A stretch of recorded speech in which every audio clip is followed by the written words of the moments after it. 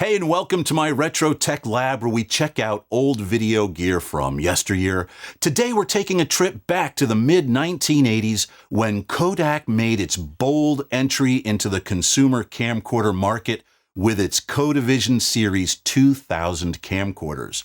These were no ordinary camcorders, kids. The Kodavision 2200 and the 2400 were the very first 8mm camcorders to hit store shelves in the fall of 1984, beating Sony's first 8mm camcorder, the CCD V8, by several months.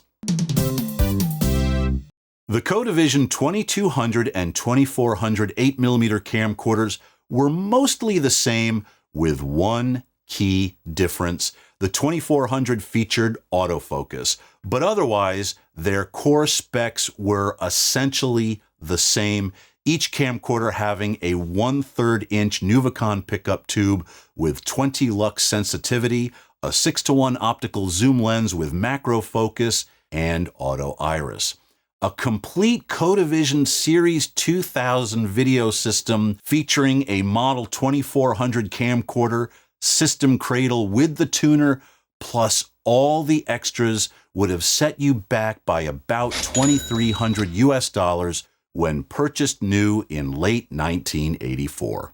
GE introduced its own variation of the Kodavision 2400 known as the GE Unicam. While it supported a slightly different cosmetic design, it offered the same features as its Kodak counterpart. Coming up, we will power up both Kodavision camcorders to see if they still work after 40 years. Will they fire up, or are they goodwill bound? Stay tuned. Kodak named their system the Kodavision Series 2000 to highlight its flexibility. This big silver box, it's the System 2020 cradle designed to turn your Kodavision camcorder into a VCR. Simply place the camcorder in the cradle. The cradle's built-in connector links the cradle's controls and power supply to your Kodavision camcorder. With the optional tuner, you could record all your favorite 80s TV shows directly onto your Kodavision camcorder. For those who didn't need the cradle, Kodak offered a compact power supply with AV terminals and a built-in battery charger.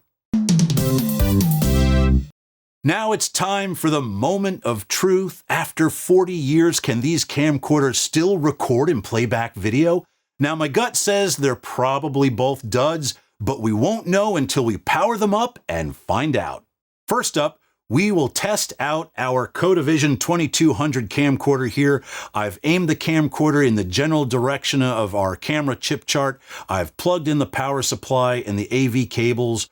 All we have to do now is turn it on and hope it actually works. We're experiencing technical difficulties. Please stand by.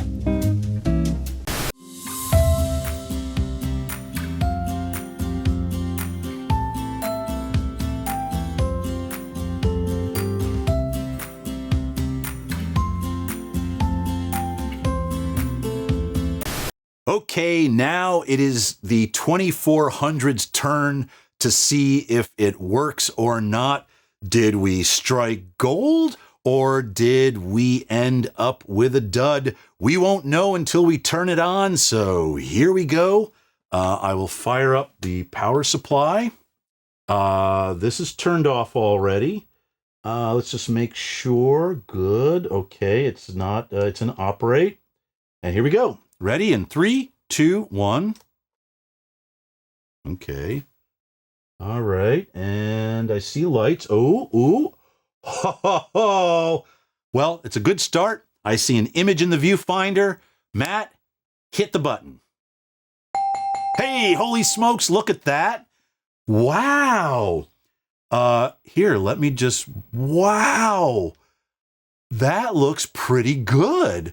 Now, this camera, is the autofocus on? Oh, autofocus is on. Holy macaroni, look at that.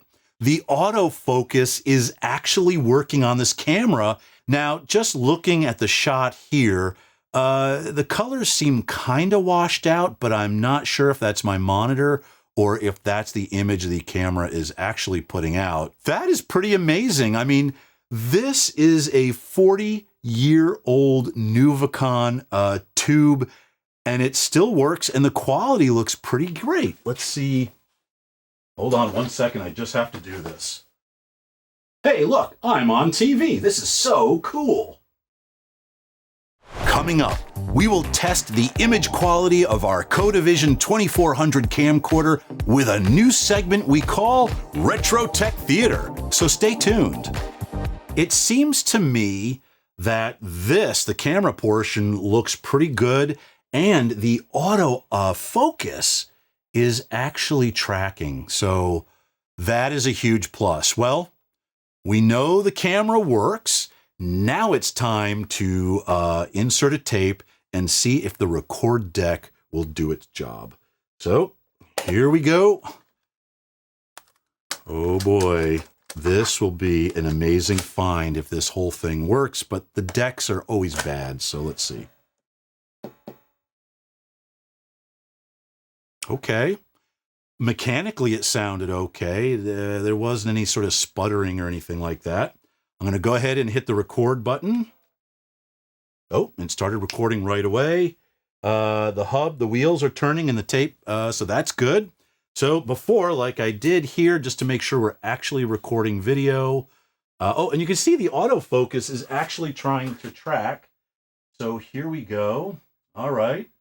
I know this is very unscientific, so forgive me, but this is the best I can do with the resources that I have. Eventually, we will hire somebody to do this, but okay. So we got that there. That's good, right? Okay. So we're going to stop recording. All right. And let's hit the record review button. Come on, come on, come on, come on, come on, come on, come on, come on, work, work. Woohoo! Holy macaroni, the deck works, but I'm going to give it a little bit more of a chance to play back. I'm going to put this into playback mode. I'm going to hit play, and I'm going to actually rewind the tape here. Let's see what happens. All right, good. That should be enough. Here we go. Oh my gosh, that is absolutely amazing. So, this is incredible. Not only do we have really great image quality with the camera, but the video tape deck here on this camcorder actually works. Wow, so this is amazing. Not only does the camera work, but the record deck works as well. This is incredible. This is like 1,000,000 to 1 that this whole thing was going to work. It is definitely a keeper. Hey, just in case you were wondering, here in the lab we use a RetroTink 4K for all of our upscaling needs. Okay, let's rewind for just a moment and uncover why I think the Kodavision Series 2000 system ultimately failed. Kodak dominated photography and home movie sales for decades, but the rise of home video in the early 1980s shook their grip on the film market. To compete, they partnered with Matsushita, Panasonic's parent company, to launch the Kodavision Series 2000 system. However, Kodak misjudged the growing consumer demand for more convenient video products and ended up releasing this confusing mess of a system. I am sure potential buyers were baffled by the whole setup. The cradle concept was interesting, but it likely left people confused, wondering if they needed it just to play back their home videos, and confusing customers is never a good idea. Now it's time to squeeze whatever image quality we can out of our Kodavision 2400 vintage camcorder with a new segment we call Retro Tech Theater.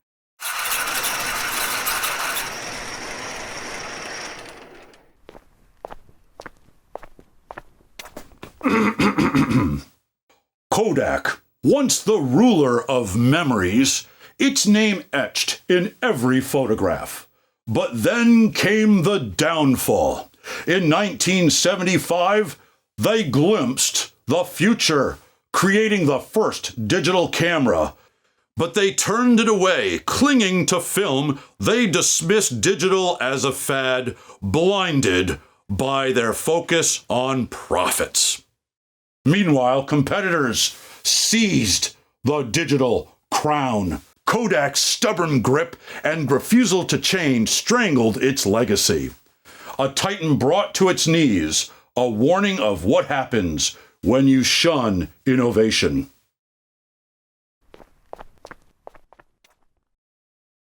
Wow, that was heavy, but fascinating. Thanks, Don. Well, while preparing for this video, I realized another reason why the Kodavision Series 2000 system failed. In 1984, camcorder options were limited, and the Kodavision camcorders essentially competed head-to-head with JVC's GRC1 vhs-c camcorder, which I think was the smarter buy. Why? With the GRC1's vhs-c adapter, you could play home videos on any VHS VCR, the dominant format at the time. Although 8mm camcorders later gained popularity as they became more compact, the convenience of JVC's vhs-c format made it the better choice for consumers in 1984.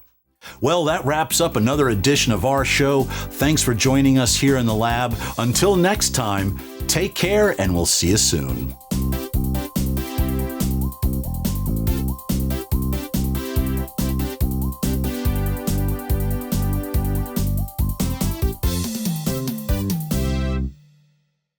Blinded by their focus on profit. Oh, it's all one thought. Hey, Mom, I'm on TV. Oh, I'm losing my glasses. Hold on. They dismissed digital as a fad, but I'm going in and out of Dave. Don! And I'm going to hit that button and let's see what happens. Nothing.